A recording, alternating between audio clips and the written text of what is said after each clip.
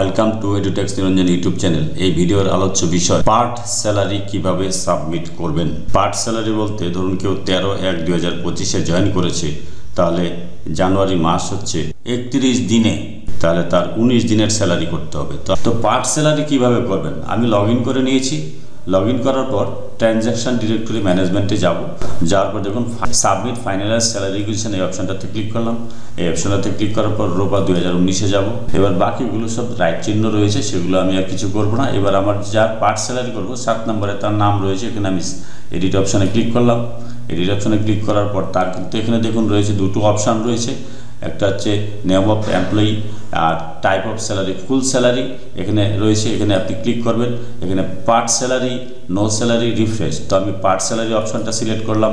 Part working days কত, 13/1/2025 join, আর জানুয়ারি মাস হচ্ছে 31 দিনে, তাহলে হচ্ছে 19 দিনের স্যালারি হবে। এখানে ওয়ার্কিং ডেজ 19 লিখলেন। এবার হয় যে জিপিএফ সিপিএফ, এটা জিপিএফ এখানে রেখে দিলেন। ওভারডন আছে কি নেই, ওভারডন নেই, এখানে নোতে রেখে দিলাম। এবার রিজন কি কারণে আপনি পার্ট স্যালারি করছেন, রিজনে আমি লিখে দিলাম নিউ জয়নিং। লিখে এখানে যখনই ক্লিক করব দেখুন কত পার্ট স্যালারি কিন্তু অটোমেটিক এখানে চলে এসেছে।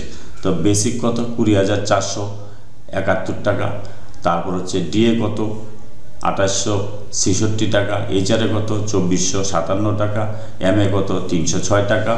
এটা আমি আগে যদিও ম্যানুয়াল ক্যালকুলেশন করে নিয়েছি। এই পার্ট স্যালারিটা ম্যানুয়াল ক্যালকুলেশন কি করে করবেন, 33,400 হচ্ছে আপার প্রাইমারির বেসিক।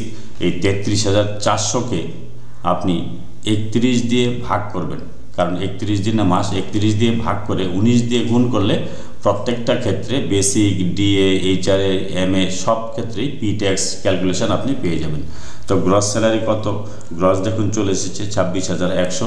এবার এখানে পি ট্যাক্স অটোমেটিক 150 টাকা কাটবে, আর আই ট্যাক্স 0, 25,950 হচ্ছে পাবে এই 19 দিনের স্যালারি। তো আমি এটা সাবমিট অপশানে ক্লিক করে সাবমিট করে দিলাম।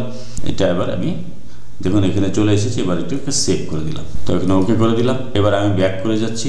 বাকি এমপ্লয়ীদের তো স্যালারি আগে সাবমিট করা হয়েছিল, যে ডাটাগুলি আমি পুট করেছিলাম সব ঠিকই আছে, যার জন্য আর আমি বাকিদের এডিট করছি না। এবার আমি এখান থেকে ব্যাক করলাম, ব্যাক করে গেলাম। ব্যাক করে এবার ফাইনালাইজ অপশানে গিয়ে আমি ক্লিক করলাম, এখানে ওকে করে দিলাম।